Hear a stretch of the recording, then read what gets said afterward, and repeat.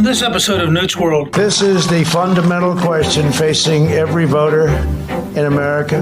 Do you want to be a nation ruled by the corrupt political class, or do you want to be governed by the American people? Well, I'd like to suggest there is no such thing as a left or right. There's only an up or down. Man's old age dream, the ultimate in individual freedom consistent with law and order, or down to the ant-heap of totalitarianism. And regardless of their sincerity, their humanitarian motives, those who would trade our freedom for security have embarked on this downward course. Under the Biden lockdown, the recovery will be totally killed. The economy will crash. Country can't afford it. The people can't afford it, but country can. Can you imagine? Joe Biden's plan to abolish American energy is an economic death sentence. They knew that governments don't control things. A government can't control the economy without controlling people. And they know when a government sets out to do that, it must use force and coercion to achieve its purpose. This election is the most important election of our lifetime. This is a more important election than the last one, and I never thought I'd say it, because they have gone so far radical left. You and I have a rendezvous with destiny. We'll preserve for our children this, the last best hope of man on earth, or we'll sentence them to take the last step into 1,000 years of darkness. You and I have the ability and the dignity and the right to make our own decisions and determine our own destiny. This election is a choice between a Trump super recovery or a Biden depression. I want to share with you my final thoughts about what's at stake on Tuesday and why you should make sure that every person you know who favors Donald Trump shows up to vote, and why this may be the most important vote they cast in their entire lifetime. Back in 1964, while Barry Goldwater was losing to Lyndon Johnson shortly after President John F. Kennedy had been assassinated, in the middle of a losing campaign, Goldwater asked Ronald Reagan to give a nationwide television speech called A Time for Choosing. And Reagan made the point that what's really at stake is freedom, that we always are taking a step towards more freedom or a step towards more tyranny, and that for several thousand years, we have gradually worked to create the rule of law, to create the right of a free people to insist that their liberties come from God, and to limit the power of those who would exploit us, bully us, dominate us. This year, to a degree I would not have thought possible if I weren't living through it.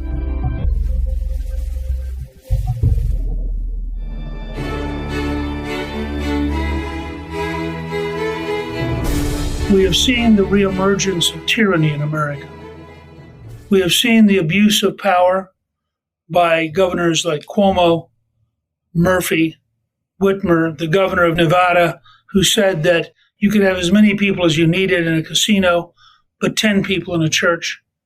The amazingly anti-Semitic attack of Governor Cuomo against Orthodox Jews.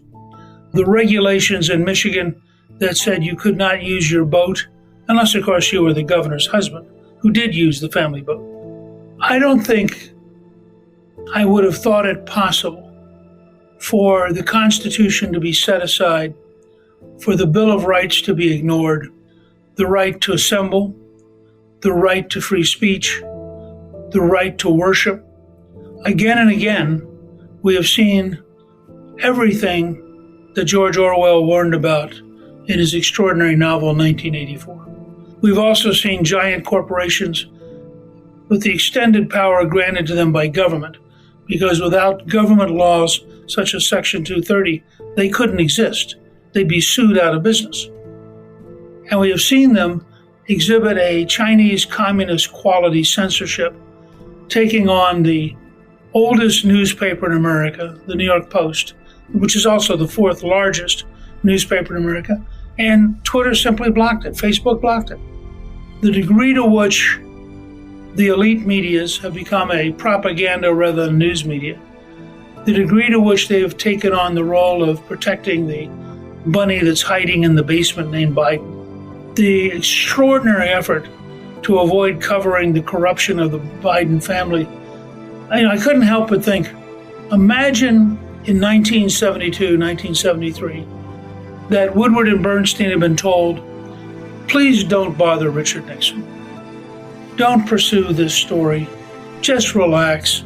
After all, what's a little corruption among friends? And what we're watching today is the undermining of the United States of America, whether by Black Lives Matter rioters, by Antifa anarchists deliberately destroying things, by a news media that is totally biased and unwilling to print the truth or report the truth, by huge tech firms, all located very close to San Francisco, and spreading across the country a San Francisco radicalism personified by Kamala Harris and by Nancy Pelosi. I've spent a long time in politics. I don't think I could have imagined 4 or 5 years ago the depth of destruction that we already have. This is not a threat about the future. This is the reality we're currently living in. And by the way, it's not just in the United States. All around the modern world, the threat of COVID has been used as an excuse to create tyrannical rules, to use the power of the state to lock people up, to insist that dissent, in fact, is the equivalent of treason, and to smother the right of people to say, I don't want to do that, by either imprisoning them or refusing to cover them, making them voiceless. So this election is occurring at one of the most amazing times in modern history. I would say that only the election of 1864, when we've been engaged in a long and deep civil war, the most costly American war and loss of life, and one side had gotten exhausted and nominated General McClellan, who campaigned as a Democrat promising to end the war, allow the South to secede, accept the existence of slavery, and accept the destruction of the Union. And the other, personified by Abraham Lincoln, ran on the grounds that the enormous cost of lives was the necessary price of preserving the last great hope of mankind, the right of a free people to govern themselves, to make the rules, and to enforce the rules. Had Lincoln lost, America would have died. The cause of freedom would have gone on a huge detour. That was a time of czars, emperors, kings. There was no guarantee that the concept of freedom would spread across the planet. We fought it back with Kaiser Wilhelm, who had an authoritarian regime in World War I. We fought back against the Nazis and the Japanese and defeated the enemies of freedom in World War II. We spent almost a half century containing the Soviet Empire and its tyranny until it collapsed.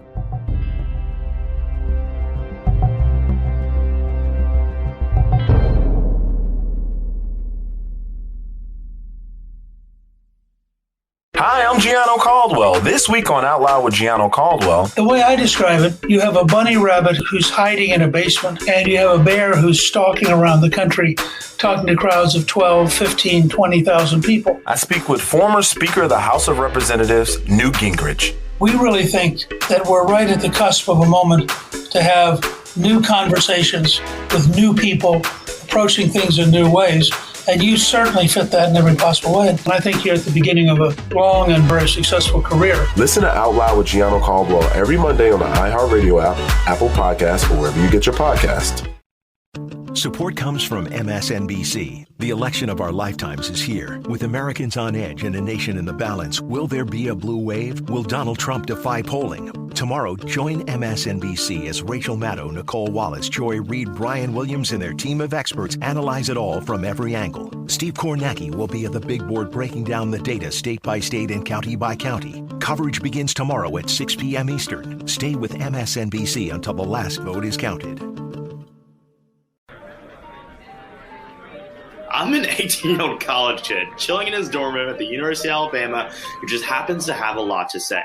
And when I say a lot to say, I mean a lot to say about everything. Hi, I'm CJ Pearson, and I'm the host of the brand new podcast, CJ Pearson Uncensored. Now, this isn't going to be your typical political podcast. And what I say, well, sometimes that gets me in trouble.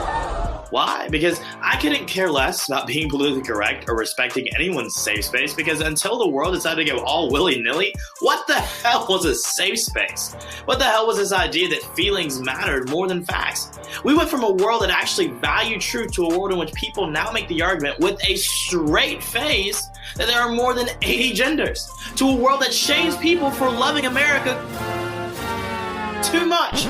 I'm tired of it, and that's why I'm here. Listen to CJ Pearson Uncensored every Thursday on the iHeartRadio app, Apple Podcast, wherever you get your podcast.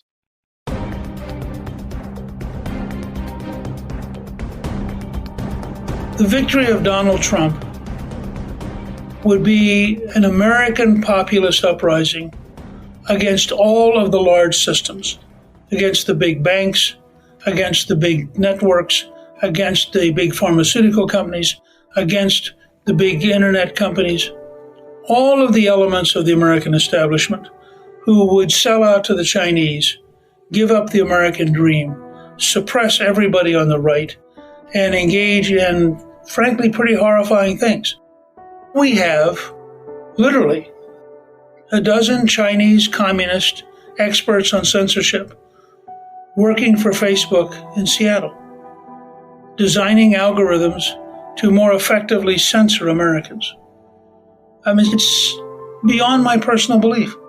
If you read what people like Kamala Harris have said, and she said pretty bluntly in June that if they win, they're coming after all of us. They're not just coming after the Trump family. They're coming after all of us.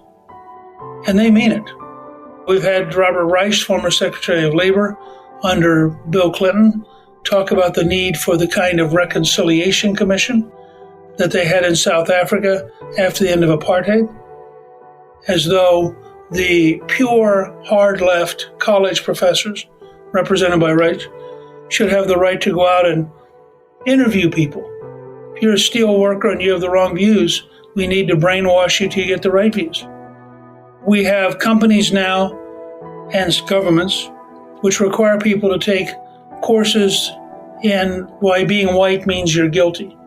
Being a male means you're guilty. It's a level of brainwashing which Ronald Reagan would have found unimaginable. It was everything we had opposed in Mao's China. It's everything we opposed in Lenin and Stalin's Russia. It's everything we found abhorrent in fascism and Nazism.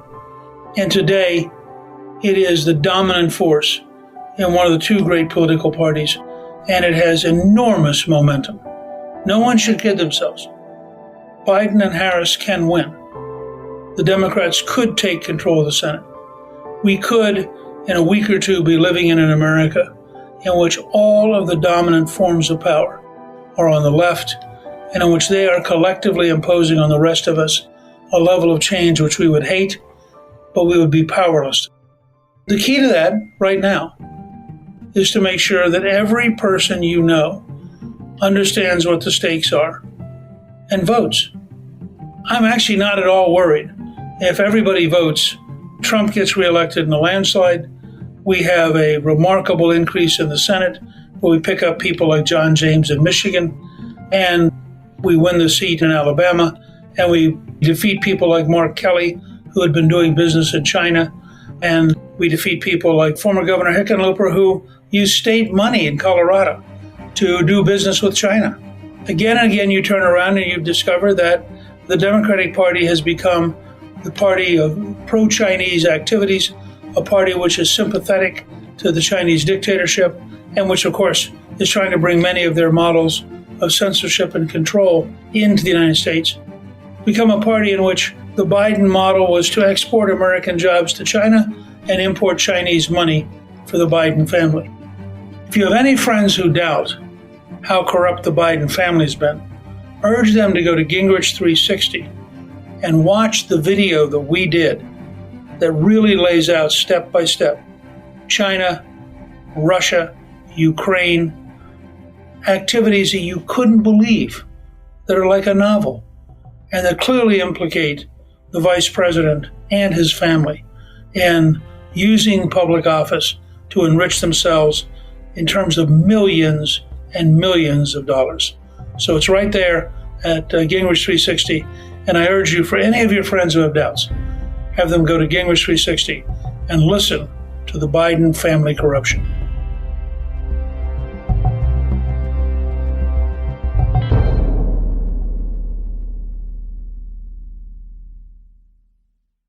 Hey, I'm Rob Smith. This week on Rob Smith is Problematic, I tell you why this black gay man is voting for Donald Trump in the most important election of our lifetimes. I discuss what he's done for the black community, I discuss what he has done for America, and I discuss what is at stake for you, your neighbors, the country at large, and even the world on this election day. Listen to Rob Smith is Problematic every Tuesday on the iHeartRadio app, Apple Podcasts, or wherever you get your podcasts.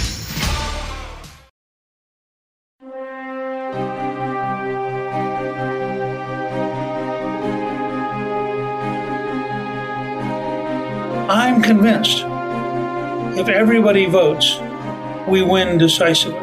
And frankly, we probably pick up the House and Kevin McCarthy replaces Nancy Pelosi as Speaker.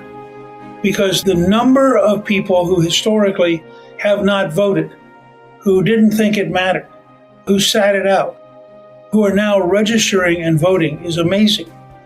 And the trick is to get them all to the polls.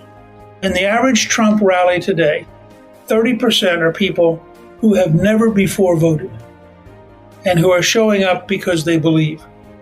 Another 20% are Democrats, which is why all these various studies that tell you how many Democrats have already voted don't necessarily tell you much. In virtually every statewide poll, we see Trump at a minimum doubling his share of the African American vote. Now that may not sound gigantic. It goes from 8 to 16. But the difference between 8 and 16 is probably the difference of carrying a whole bunch of states. Because the Democrats historically have to have a virtually unanimous black vote in order to win. In addition, we're discovering that there are a lot of places where people may or may not like Trump, but they're totally unimpressed with Biden. And every time Biden goes out and either talks about being in Texas with Kamala Harris's wife, when of course he meant husband, or talks about George twice, when of course he meant Trump, or mentions that he's running for the U.S. Senate, people begin to worry about, could this person really be president? Could he really negotiate with Xi Jinping? Do you really want to trust America to a bunny rabbit who hides in the Biden basement and is afraid to come out? And I think this is a huge part of it. The other thing which has been happening, which has led over the last 2 weeks to a steady move of votes to Trump is a bear. And the comparison between the bunny rabbit and the bear is real. But people think about, it's a dangerous world. You look at the rioting in Philadelphia just this week. You look at rioting around the country. You ask yourself, do you want a bear that can protect us? Or a bunny rabbit that will have to appease every enemy because it can't do anything to protect us? And I think as people thought about it, who do I want to trust my family, my life, my country to? Who do I think is tough enough to stand up for us? We've seen a steady movement towards Trump now for 2 weeks, just as, by the way, we saw the same movement in 2016. And remember, when you read these polls, on Election Day 2016, Silver in the New York Times said it was 85% likely that Hillary Clinton would win. 85% on the day she lost. In 2018, Quinnipiac, which was a very establishment poll, quite reputable, said on the day before the election in Florida that Scott would lose the Senate race and that DeSantis would lose the governor's race, and both of them would lose by 7%. 24 hours later, they both won. So don't let the polls discourage you. Don't let all this huge effort by the elite media to hide Biden corruption. When I was a member of Congress, I used to get up in the morning and I'd read the Post and Times headlines, and I'd be depressed for about 2 minutes until I realized, oh yeah, I just read the Post and Times headlines. They had nothing to do with reality. They were just what my left-wing friends wanted me to be depressed by. And I learned not even to read them anymore. because they're junk.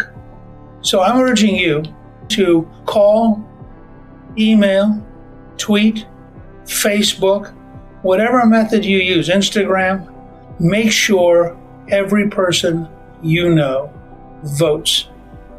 And if everyone who's for Trump will take a couple minutes for America, will take the time to go out for America, not for Trump, for America, we will have an amazing evening. And just as in 2016, all those liberals had iced up the champagne at 8 o'clock, and by 10 o'clock they were all crying, I think you're going to find this will be an election of extraordinary proportions in which the American people speak, the left loses, and we then have time to begin to clean up all of the different things that are wrong. The violence, the looting, the people who've been funding it. We need to treat this as a serious, methodical problem, and we need to rip out the kind of left-wing brainwashing that they've gradually put into our government, into our universities, into our corporations. That'll only happen if Donald Trump wins, and he will only win if you get every person you know to go to the polls and make sure that they vote for America's future. If you have any friends who doubt how corrupt the Biden family's been, urge them to go to Gingrich 360 and watch the video that we did that really lays out step by step China, Russia, Ukraine, activities that you couldn't believe, that are like a novel, and that clearly implicate the vice president and his family in using public office to enrich themselves in terms of millions and millions of dollars. So it's right there at Gingrich 360, and I urge you, for any of your friends who have doubts, have them go to Gingrich 360 and listen to the Biden family corruption. Remember, you and your friends can read more about this election at our show page at newtsworld.com. Newt's World is produced by Gingrich 360 and iHeartMedia. Our executive producer is Debbie Myers. Our producer is Garnsey Sloan. And our researcher is Rachel Peterson. The artwork for the show was created by Steve Henley. Special thanks to the team at Gingrich 360. Please email me with your questions at gingrich360.com/questions. I'll answer a selection of questions in future episodes. If you've been enjoying Newt's World, I hope you'll go to Apple Podcasts and both rate us with 5 stars and give us a review so others can learn what it's all about. I'm Newt Gingrich. This is Newt's World.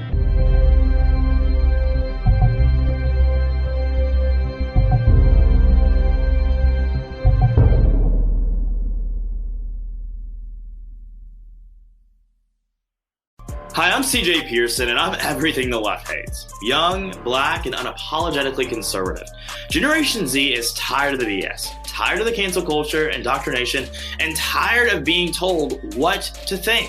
Join me each and every week as I take on the left, uncensored, unfiltered, and unafraid.